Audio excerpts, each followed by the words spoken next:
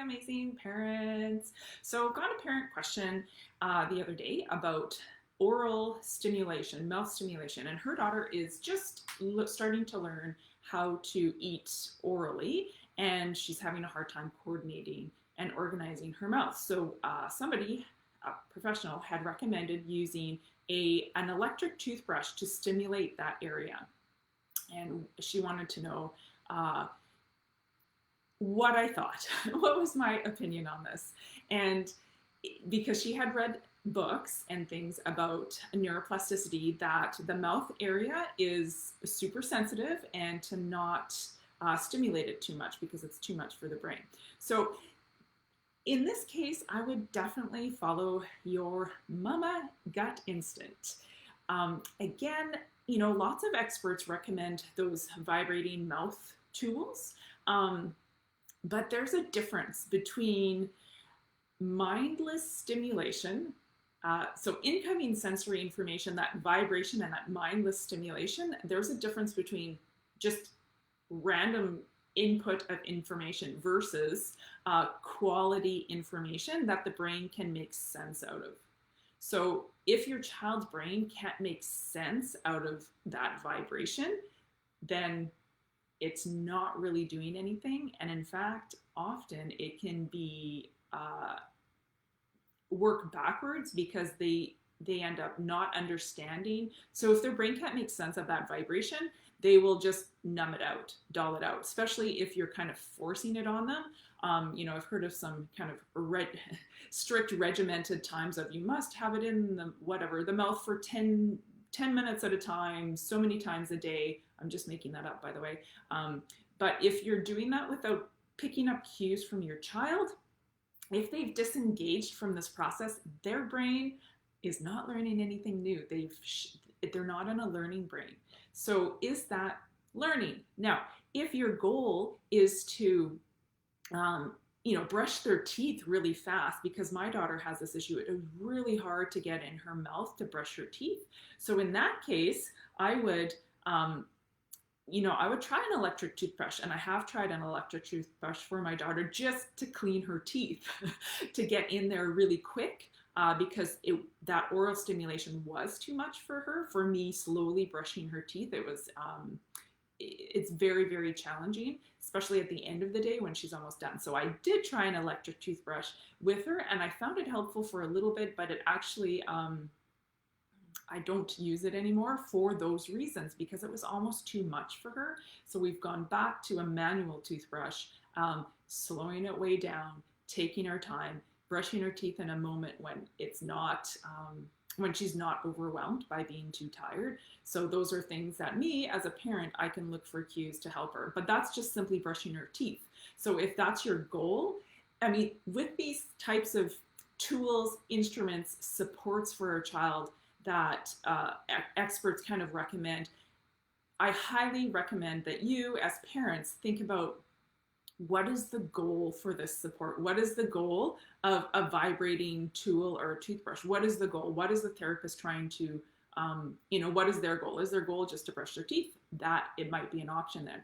But if their goal is to body map their mouth, there are better ways to get a result than mindless stimulation, mindless sensory input.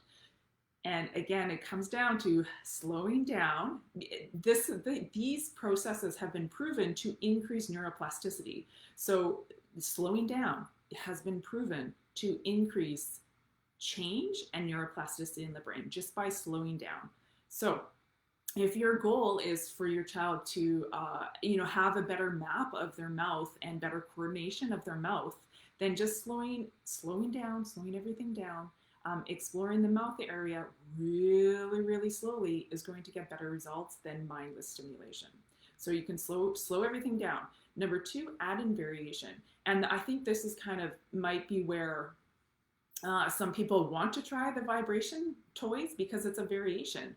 It's unique. It kind of grabs the brain's attention in that way. But it's for a lot of kids, it's too much, and they tune it out, they turn it off. So make sure you're watching for that. If your child is like, can't handle that, then and they've disengaged from the process, then their brain is not learning anything. Their brain is actually learning how to shut off, how to shut off, and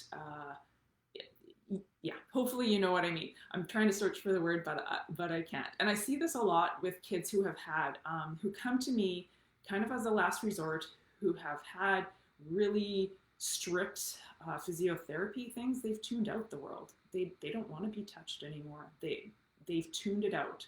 They're not in touch with how they move. They're not in touch with themselves and how they connect with themselves, because they've had people force things on them that they're trying to ignore. So as a parent, you really have to watch for that. Is your child engaged with the process?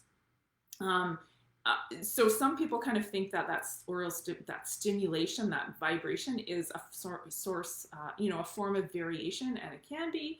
But there's other ways to use variation while you're going slow and while you're engaging your child.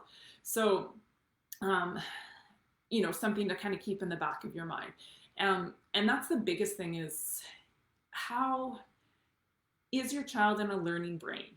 When you're using this tool, like an electric toothbrush, is your child in a learning mode? Are they engaged with the process? If they're looking away, if they're crying, if they're shutting down, that's the word I was looking for. If they're shutting down, then their brain is not learning anything except for how to shut down. And we don't want that. We want their brain. We want to create opportunities for their brain to experience new things. And you can do that through variation, and by connecting them to themselves. So some ideas of how to do that, like orally, is to use mirrors are really good. Are a great place to start if your child can interact with a mirror. I know my daughter, it took many, many years for her to actually recognize her reflection and interact with her reflection, but some kids love it. I often find when I have my face really close to the child's face in the mirror and they're watching me do the movements with my mouth, sometimes that will get them engaged with it. So mirror play is really fun, and especially with colored face paint or anything you can, colored lipstick, colored things on the face, that visual of doing things. Sometimes I'll put stickers on kids' faces, right, in different spots, and get them to see it in the mirror where their sticker is, and often they don't like it, so they're trying to peel off the sticker, or we have fun with that.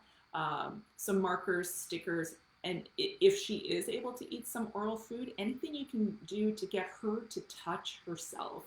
So instead of you doing something to her through that vibration or too much stimulation, anything you can get her to do to herself, because her brain is going to interact with that.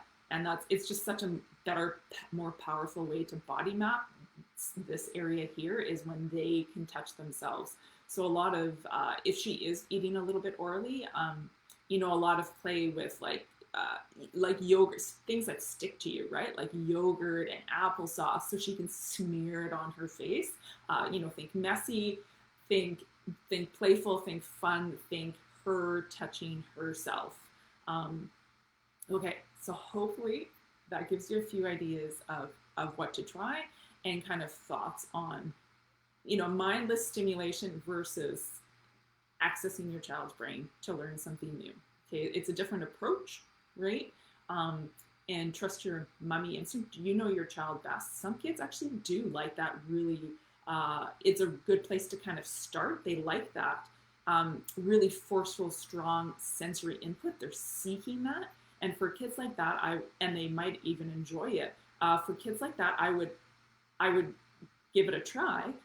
But then also bring in that differentiation, so that really heavy, strong sensory seeking input, give that to them, and then bring them back down low. Give it to them up high, bring it back down low, so they can experience differentiation, basically. But often, kind of knowing a little bit about this family and the type of child, often kids who are kind of at that stage of just kind of figuring out where their mouth is and how to move their tongue and stuff, that oral stimulation can often be just a bit too advanced for them, and kids, they don't like it because their brain can't make sense of it. Okay, so some thoughts on that. Hopefully that's helpful, and we will see you in the next video. Keep exploring movement, and hopefully that's helpful. Okay, see you in the next video. Bye.